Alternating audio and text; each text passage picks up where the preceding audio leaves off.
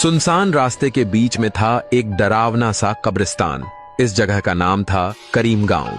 राइस्टार और उसका दोस्त दोनों घूमते घूमते पहुंच गए थे एक सुनसान सड़क पर जो काफी डरावनी थी।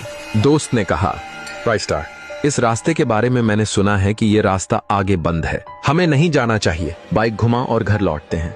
राइस्टार ना कहते हुए बोला, अरे आए हैं तो देख के ही जाएंगे कि क्या है इस भूतिया इलाके में।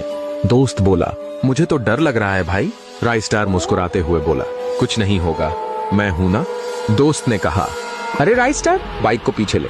अरे चुप, कुछ नहीं होगा डरपोक कहीं का। उसने इशारा करते हुए कहा, देख, पोस्टर पे भी लिखा है हॉन्टेड एरिया है। फिर दोस्त बोला, राइस्टार, तू जाकर देख, मैं बाइक के पास ही रुक जाता हूँ। राइस्टार बोला, ठीक है। फिर राइस्टार देखने चला। उसने देखा कि यह तो एक पुराना कब्रिस्तान है और अजीब बात यह थी कि वहाँ एक हवेली भी थी। हवेली को देखकर ऐसा लगता था मानो उसमें बहुत सारे राज छिपे हुए हैं।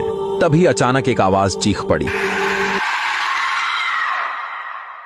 लगभग 100 साल पुराना यह कब्रिस्तान इस इलाके को बिल्कुल ही भूतिया माना जाता था।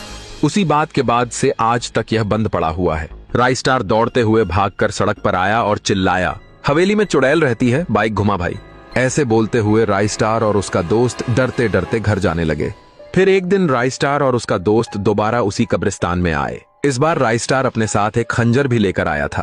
उसने दोस्त से कहा, भाई तू यहीं पर रुक, मैं उस भूतिया हवेली में जाकर देखता हूँ कि आखिर क्या राज छिपा है वहाँ। दोस्त बोला, ठीक है। राइस्टार आगे बढ़ने लगा। जैसे ही वह हवेली के करीब पहुंचा, उसने देखा कि हवेली के चारों तरफ बहुत सारी दफन की हुई कब्रें थीं। जैसे तैसे दरवाजा ढूंढकर वह अंदर जाने लगा। ऊपर जाकर उसने जो देखा, उसे देखकर राइस्टार पूरी तरह चौंक गया। हवेली के अंदर चारों तरफ सोना ही सोना और खजाने की तिजोरियां रखी हुई। राइस्टार के मन में आया, ये किसी चुड़ैल या भूत का नहीं, ये तो किसी डकैतों का अड्डा लगता है। खजाना छुपाने का अच्छा ठिकाना बना रखा है और शायद इन्हीं डकैतों ने इस जगह को भूतिया बनाकर रखा है ताकि कोई यहाँ ना आ सके। राइस्टार बाहर आया तो देखा उसका दोस्त गायब था। उसने बहुत ढूंढा लेकिन दोस्त कहीं नहीं मिला। राइस्टार का शक अब और गहरा हो गया।